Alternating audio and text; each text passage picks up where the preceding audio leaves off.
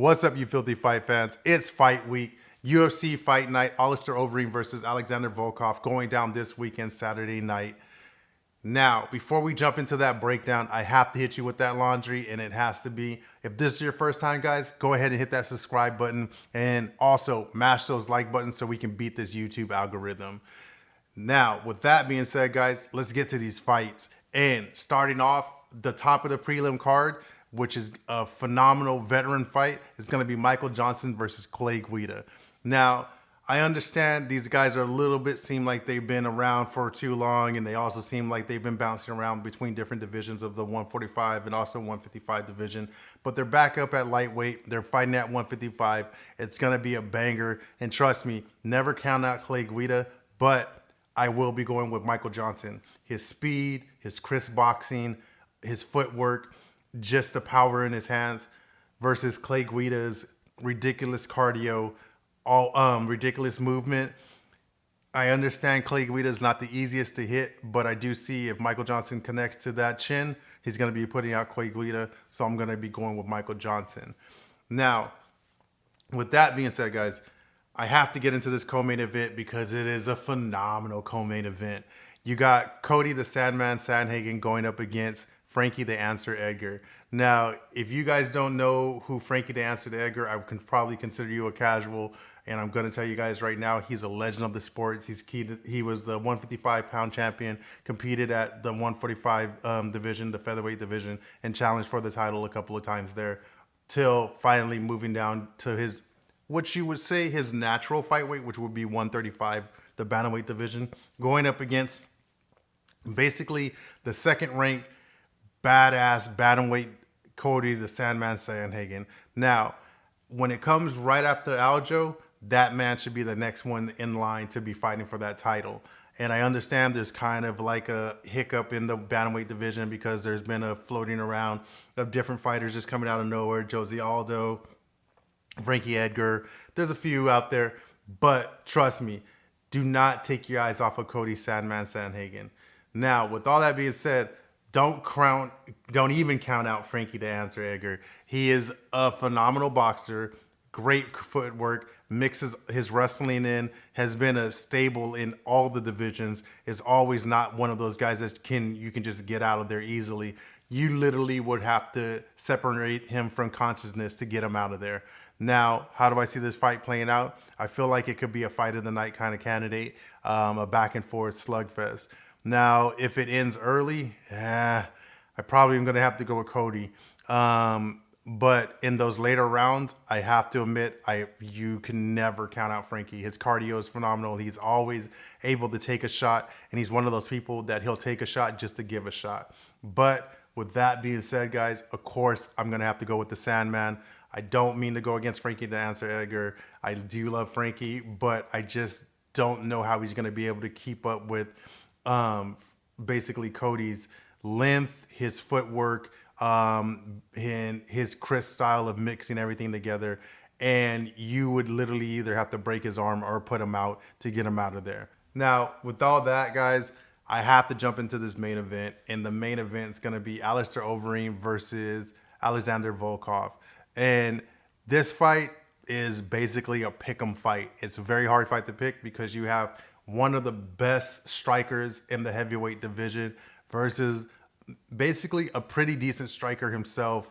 Now, the power shots I would have to give to Overeem because Alexander Volkov is more of a, I'm going to say he's more of a volume fighter. He's sort of like how I would say how Max Holloway is. He'll beat you on volume until he's able to catch you and basically damage you, basically just pattering you the whole time with nothing but continuous shots. And then there's that one shot that he's just going to put the power into and be able to put you to the floor, either knocking you out or basically getting that TKO win. It's really a hard fight for me to decide of how it would probably go because it's just going to be a back and forth fight. And I do see that Overeem is basically, he's more of a cerebral fighter now. He doesn't just go off of his power shots. He doesn't just throw strikes to the wind. He tries to depletes your energy. He tries to weigh on you, tries to out wrestle you, tries to get you to ground pound. He tries to mix in everything before he's able to just throw those power shots and put you out. Now, I do think this is going to be a back and forth match, but the other questions here to ask are this. Now, if Alistair wins, what are we going to be doing with him? Because he is on kind of a win streak right now, and there seems to be a logjam in the heavyweight division because they're just now getting the title fight between Stipe Miocic and Francis Ngannou booked and ready to go in March.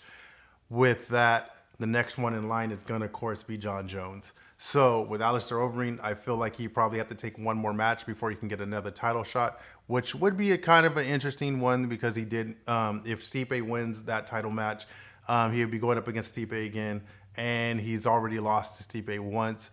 But let's see how it goes. I wouldn't mind seeing him in the match. Now with Alexander Volkov, if he wins, I feel like he has like probably 2 more fights underneath him to go, and he'll be able to get that title shot. With that, guys, I don't really have a clear answer with you guys for this one, but I'm kind of leaning towards Alexander Volkov. Would like to see how he looks in the interviews and see how he's been doing with his training camp before I actually make a decision. But as for now, I'll be going with that Alexander Volkov. Now, guys, that's pretty much all I got for you guys for the fights because all right, guys, let's get to this fight news. Now, with everything that went down at UFC 257, we were hoping to get some clarity of what was going to be going on with the lightweight division. Now, with everything that's recently happened, it still seems like we are just having nothing but hiccups with the lightweight division in the UFC. We still have Khabib's shadow lingering, and nobody really knows is Khabib coming back or what's going on.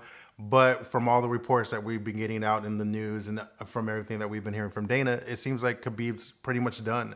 So I feel like he's going to literally vacate the belt. And with that being said, is the next question is, who's fighting for the belt? Now, we have one side, which we know should be Dustin Poirier. After his knockout over Conor McGregor at 257, we all know that that would probably be the A side of the title shot match. Now, everybody keeps talking about that it should be Michael Chandler. Everybody keeps saying that it should be Charles Oliveira. But Dustin doesn't seem like Michael Chandler has earned his title shot to fight him for the title. And he feels that it should be Charles Oliveira who should be fighting for the title.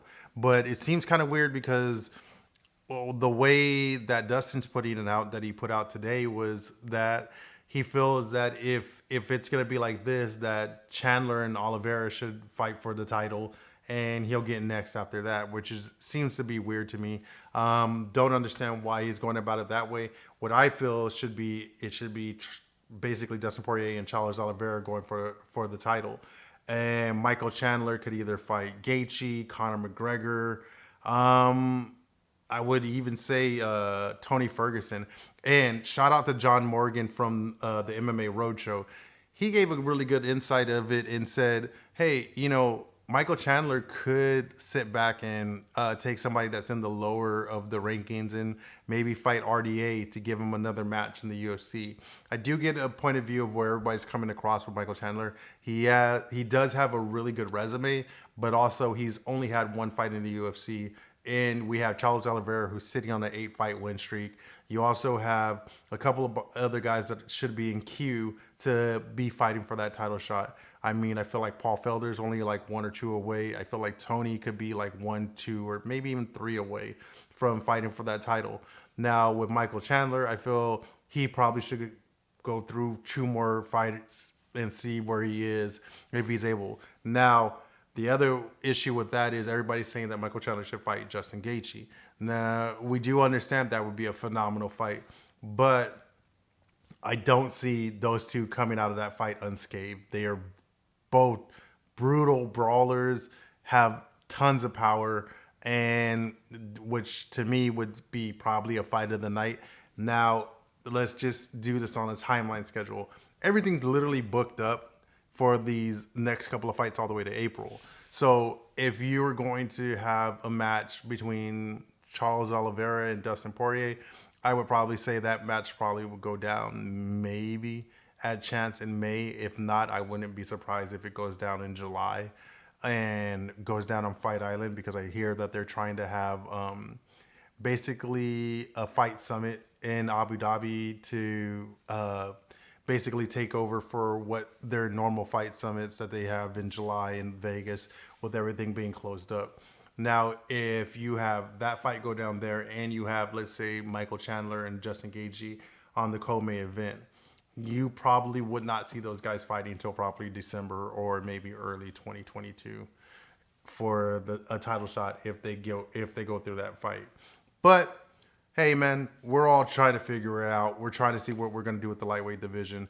It's a huge, just a shit show going on right now with the lightweight division.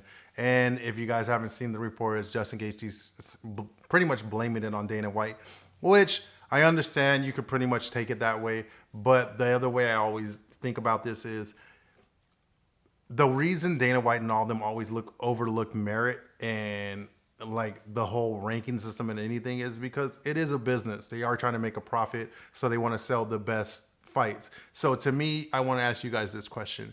What do you guys think should be the next title fight? Should it be Dustin Poirier versus Michael Chandler? Or do you guys feel like it would be better to have Dustin Poirier versus Charles Oliveira? Now, as I ask you those questions, keep these things in the back of your mind. What fight do you feel would sell the most and is going to bring the most views to the UFC versus what fight would probably be the best fight by ranking system? Let me know, guys. Hit me up in the comments. Let me know on my IG. Let me know on even on my TikTok. You can also let me know on my YouTube comments or my Facebook comments. Just let me know. With that, the next thing I got to talk about is there have been a couple of fights that have been made, and I cannot wait for them. First one I'm really looking forward to that just got booked would have to be the Robert Whittaker versus Paulo Costa fight. Can't wait to see how that goes. Also, it brings a little bit of light to the movement of the division. Also, the next fight that I'm looking forward to, the Darren Till versus Marvin Vettori fight. That's another fight that's going to move the things through the middleweight division while we have Izzy up at 205 fighting Jan for the 205 title. Now, where do we go with this? It all depends on how that fight goes for Izzy, I think. If the fight goes pretty well and Izzy ends up getting the belt, now with the middleweight division, what do? Do you create an interim title and throw it on top of that, Robert Whittaker versus Paulo Costa? Or do you sit back and just let them fight through and wait to see where we go with the light heavyweight title, and if Izzy's going to be coming back down to 185? Won't know till basically March, so we're just going to have to sit back, wait, and relax and see how all these goes and pray to the fight gods that all these fights make it through and don't get hit with COVID or injuries or anything like that. Now, the other fights that have been made are the ones that you guys already heard about that I told you guys about again. It's going to be the Francis Ngannou versus Stipe Miocic, and also Alexander Volkanovski versus Brian Ortega for the featherweight title. Now, I can't wait for those fights and see how it goes. Still, like, just unbelievably just mesmerized by what's going on with Max Holloway. Can't wait to see how he's going to be put into the mix and what's his next fight going to be. Hopefully, I would hope that he gets next in line for whoever wins that title between the Volkanovski and Ortega fight. Now, other things that are going on, there's a couple other fights that they're trying to get in the works. Michael Chiesa, after his win over Neil Magny, is waiting to see if he can get that Kobe Covington fight. I do understand that they're still trying to book Kobe Covington and Jorge Masvidal. Really, really would love to see that fight. If not, he also said if he can't get basically if Kessler can't get Kobe Covington, he would like to go for Stephen Wonderboy Thompson, since he had a really good match against Neil last time. Either of those fights are very interesting. I feel like the Wonderboy Thompson fight versus Kessler would be a really tough match for Kessler, and it would give him a really, basically, you would be hard to deny him to be in title contention after that fight if he's able to beat Wonderboy. But can't wait, and I still can't wait to see how the Leon Edwards and Hamzat fight is going to go. Now, if Hamzat beats Leon Edwards, I can tell you guys right now, the welterweight division is going to be a shit show. It's going to be a complete shit show because I feel like they're going to try to skip Hamzat versus above everybody. But we'll wait to see how that plays out. Can't wait for that card to come up. It will be coming up later on this month. And with all that, guys, that's pretty much all I got. Stay tuned for the next show. I guarantee you guys it's going to be fire. Can't wait. The cards are slowly getting built. They pretty much have all the pay-per-view cards built, so that's why it's kind of hard to get the information through. But they haven't built all the Fight Night cards. So just bear with me, guys. And also, don't forget, click that bell so you guys can know when the next Fight Talk episode is coming out. And like always, guys, if this is your first time, hit that subscribe button. Also, mash those like buttons so we can beat this YouTube algorithm. And always remember, if nobody loves you, I love you. I am Jason Filthy Jones, bringing you the dirtiest information with the cleanest style. Peace.